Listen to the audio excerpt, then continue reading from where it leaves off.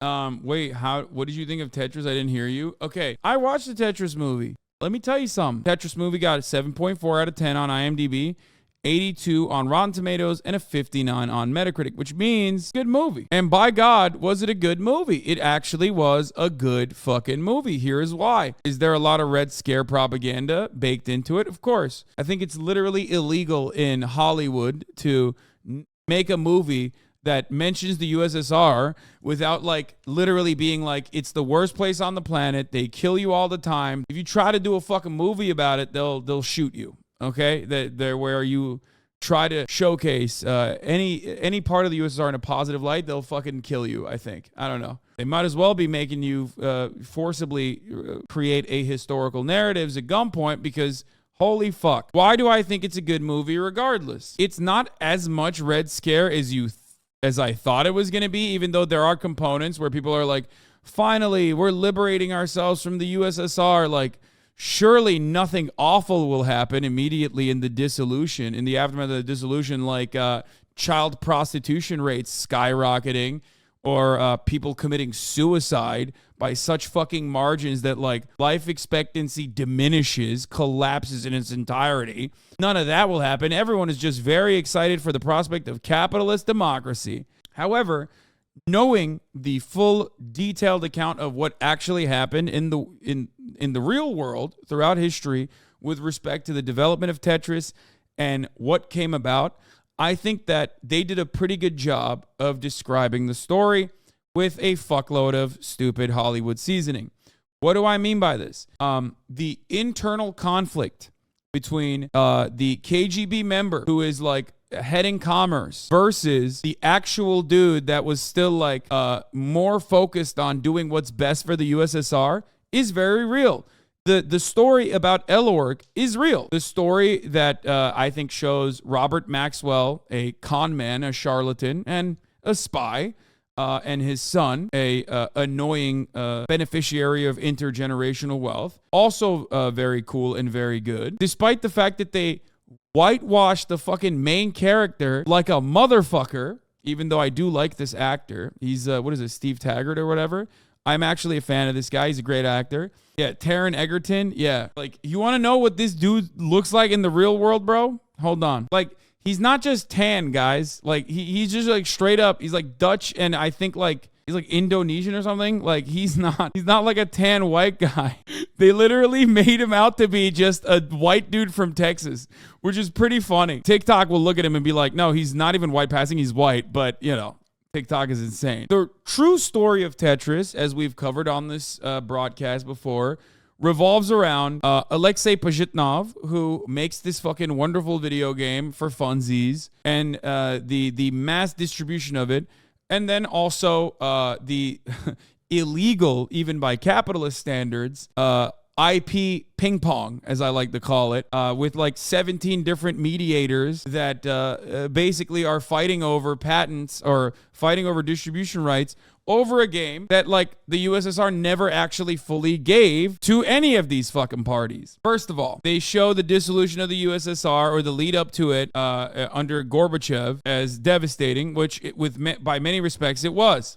They also greatly overemphasize how much the KGB was like pursuing these guys and all the different attempts that they engaged in to like blackmail, to fucking even try and actually kill him, blah, blah, blah. A lot of that stuff is not real, okay? There was no high-speed car chase throughout the fucking streets of Moscow between the KGB and the guy who is a fucking, coder nerd driving a fucking Lada, okay?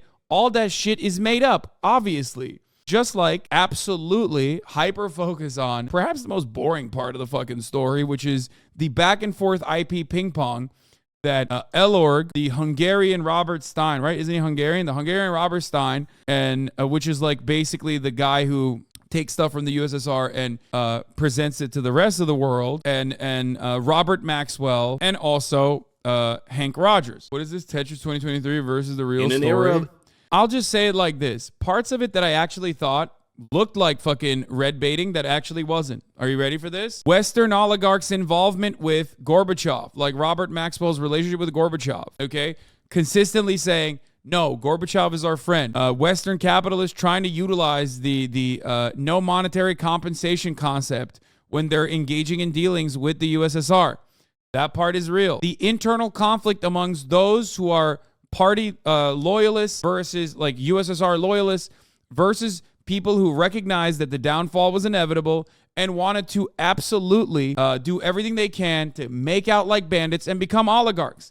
Vladimir Putin is literally this guy in the fucking movie, okay? Not like exactly the same, not in that exact same situation, but like every single person that inevitably ended up owning Gazprom and all of these oligarchs in Russia are this guy. So that part was actually very historically accurate, even though I don't know what the fuck happened to this guy in the real world. So I don't really know. I don't know what like this guy did. Him getting arrested in the end is also bullshit, I'm pretty sure. Like the picking apart of all of the wealth of the USSR by Western bankers collaborating with KGB members or people involved in commerce in any capacity, like internally. Like that shit was real. That is a real experience that actually played a significant role in what inevitably became the oligopoly, the oligarchy that is Russia, okay? Modern Russia. Even if this person isn't real, and he certainly did not get fucking arrested, let's be real, especially under Gorbachev, come on now, because that's what happens in the end of the movie, is they have to tie it on with a Hollywood seasoning. You know, that part is actually very real. There was a lot of internal struggle by people who knew that they had power, knew that the USSR was like literally fucking about to implode, and was doing everything they can to personally accrue as much wealth as possible. So that part I thought was not as red baiting as I thought it was going to be, and was genuinely good. But here, let's watch it real quick. Let's watch the trailer. This is so classic, like teenagers in the USSR listening to Western rock music, which was otherwise considered counter-revolutionary and illegal, while they pontificate on what it would be like if they were liberalized, you know, if their markets were liberalized, if their markets were democratized, because that's what they used to call it back in the day, and they still do. If you go to college and you learn about USSR dissolution, post-USSR, they call it the democratization of markets. Everybody knows the words. Good ideas have no borders. Good ideas have no borders. Don't say. No. Come on, please. I don't think, no. We'll never be the same again. It's a final countdown.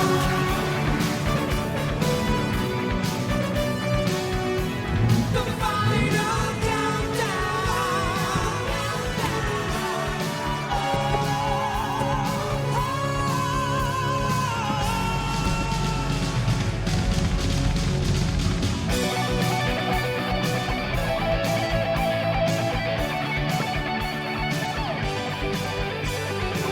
Anyway, doesn't matter. Good movie overall. I think you guys will appreciate it. I mean, the red baity propaganda side of it is bad, but ultimately, I do think that Hank Rogers is a good guy, and I think that they show that. I think he's a good guy, and obviously Alexei Pajitnov is a great guy, and they do show that. They show that because in reality, what happened in that story is, unironically, there were a couple really good dudes that stood by and stood against, I would say, psychotic, vulturous, predatory Western capitalists, and also the internal conflict that they were engaging in throughout as the USSR was like falling apart.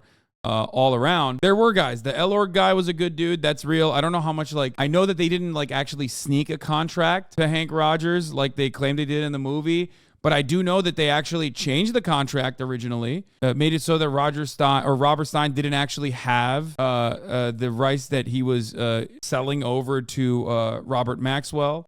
It's a complex story, and I think that they portray the real villains as the real villains, with the exception of like Western capitalists. They do make like Nintendo seem cool and good. But even then, they actually fucking shit on Nintendo a little bit too. It was good. It was good. They very clearly show Robert Maxwell as a fucking piece of shit. They show Robert Maxwell's son as a piece of shit. They don't go too deep into, you know, how Robert Maxwell is Ghislaine Maxwell's father, but they did give it to Hank. Don't you remember watching the documentary? No. They did. I'm saying that Hank Rogers in the real world is a good person. Like, he actually stood by Alexei Pajitnov and wanted to make sure that he actually got the proper IP rights and proper compensation for his product that he had created. That is a real thing that happened in the real world. That's why they're still fucking besties. And that's why they both live in San Francisco together and own Tetris together. So, like, that part is real. And I think that they reflect that very well in the story. I think they showcase that very well. When I say, no. It's not like besties in air quotes. They literally are. What the fuck? Like, as much as I hate to hand it to the American guy in this circumstance, yes, the American guy, or they live in Hawaii, I think, or one of them lives in Hawaii, the other one lives in San Francisco. No, Rogers actually did everything he could to make sure Alexei Pajitnov was well compensated for his own IP. That's not a normal situation. Significantly better off than like most other circumstances where like I think any other person would have just fucked them over and not even have a single fucking care about them. Oh, here, this is them. This is them in the real world. People will take away from this is that friendship trumps ideology and countries. So our friendship, basically countries can fall and rise and all kinds of things, and we are still friends, no matter what happens in our respective countries.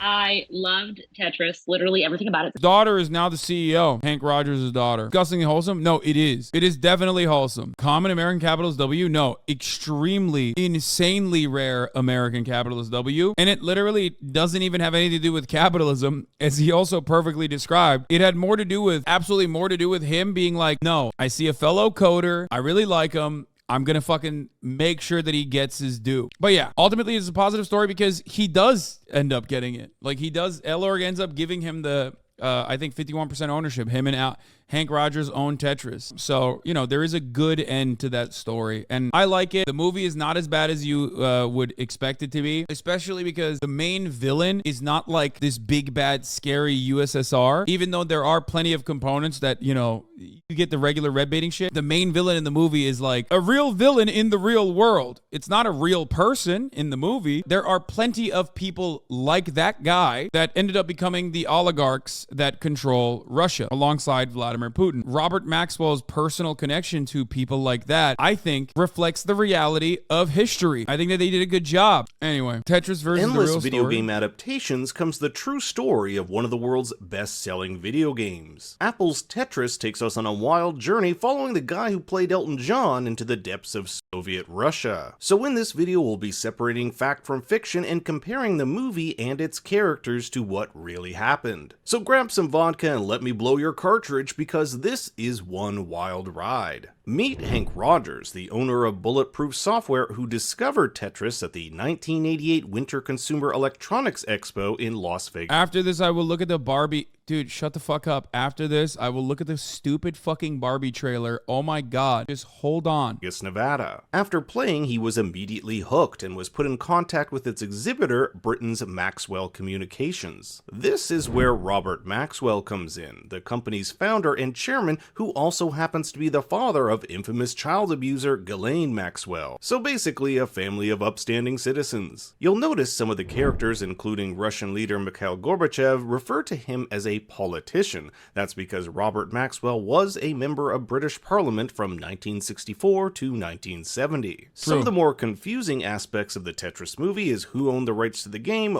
He was more than just a politician. He was also a spy. Anyway, but that's, I guess, not a separate story. This is the story. What those rights entailed, and how all this worked during the backdrop of the Cold War. The game was created by Alexei Pajitnov in 1984 when he was working at the Soviet Academy of Science science in Moscow. During this time, with rare exceptions, intellectual property was owned by the state and not the individual, so the rights for the game were transferred to a state-run organization called Elektronorgtechnika, or ELORG for short. This was the organization responsible for managing computer software exports from the Soviet Union. In comes Robert Stein. Think of this guy like a video game leech. He'd travel all over the USSR looking for good games, purchase the rights from ELORG, and then resell those rights to distributors across the globe. Now, when you buy these rights, you can choose to purchase them for a specific platform, such as a computer, an arcade, or a console like the NES. Where things get hairy is the introduction of the Game Boy, which under the wording of ELORG's contract with Mr. Stein doesn't technically qualify as a PC, console, or arcade. It's in its own category called handheld, which we'll get into in a bit. Second, Mr. Stein greatly misinterpreted ELORG's contract, thinking that his right to distribute Tetris on, quote,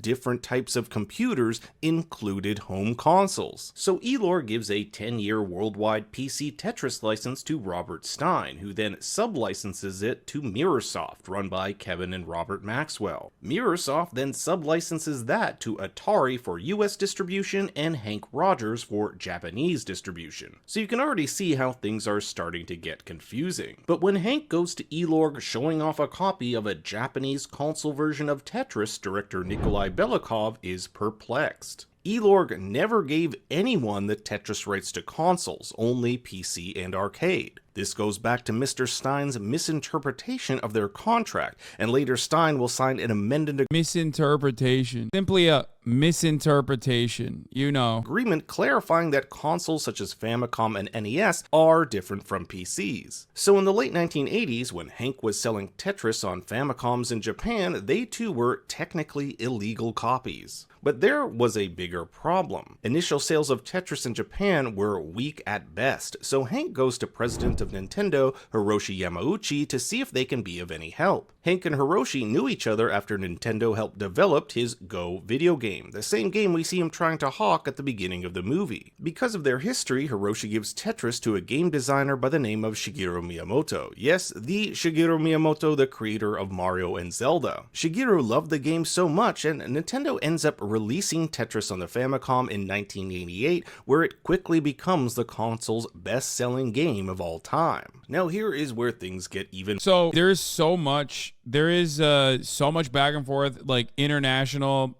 patent, IP, distribution rights, ping pong in this entire fucking process in the real world as well, as they are correctly pointing out. I think one of the funnier aspects is that if Nintendo was not involved in this process, I think the US courts would have fucking allowed Sega to just like run train on that IP without giving anybody money, really. I don't even know how the fuck Sega the rights. I'm pretty sure they just literally didn't even buy them at all. They just basically decided to fucking run with it, like, and sell it. And more crazy, Hank is invited to meet Minoru Arakawa, the president of Nintendo America, and get a glimpse of their new Game Boy handheld console. At the time, Nintendo wasn't sure which game they should package with Game Boy, and it was actually Hank who suggested Tetris. Even the line from the movie where he says, if you include Mario, the Game Boy will be for little boys, but if you include Tetris, the game will be for everybody, is said to be almost word for word. Hank goes to Mr. Stein to obtain the worldwide handheld rights, but soon finds out that Stein doesn't have them, resulting in, and yes, this is true,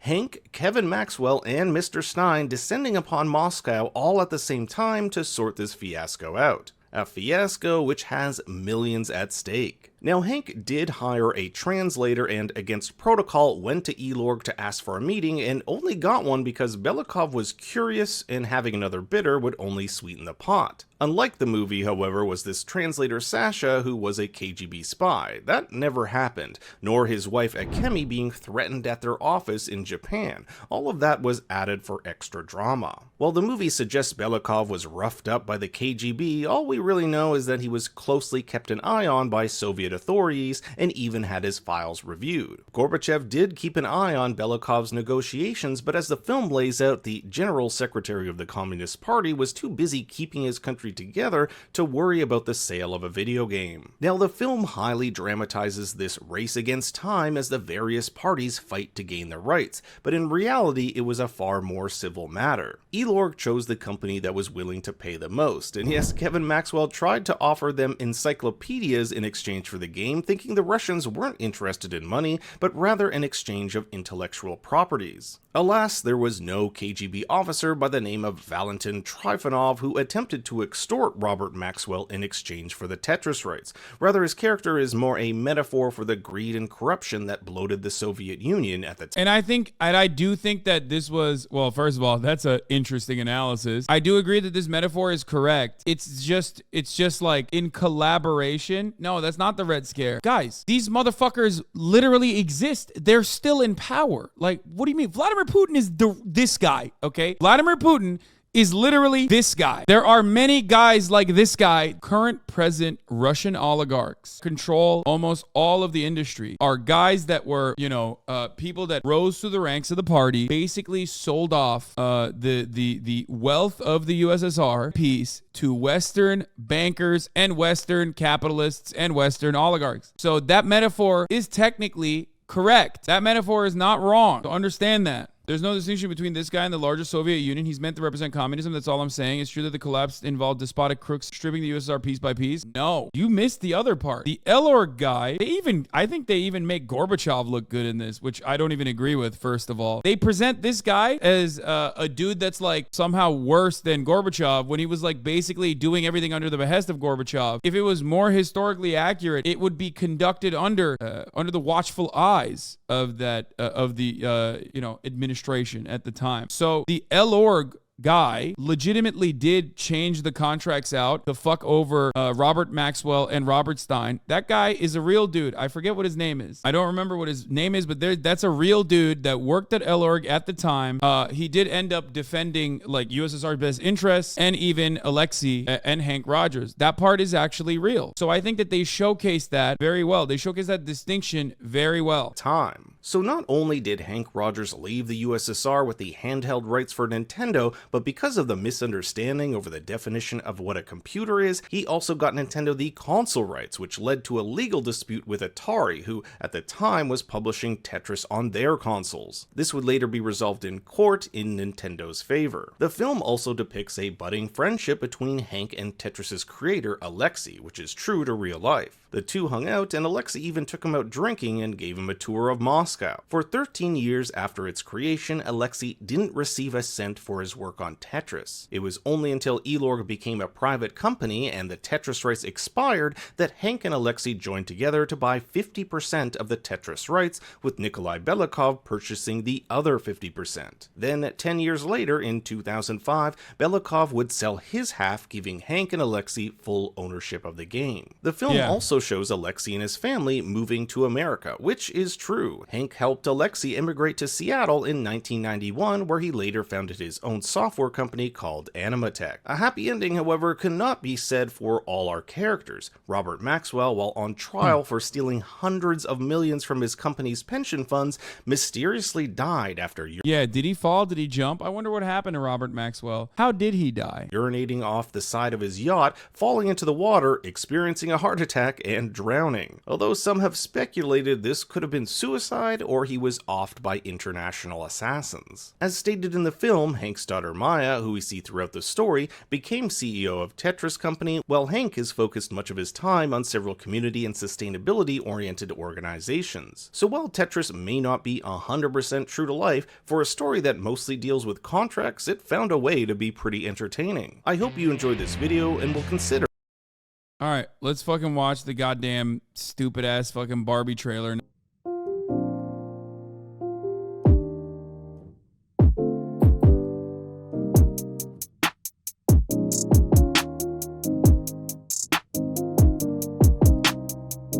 All right, that's better now, right?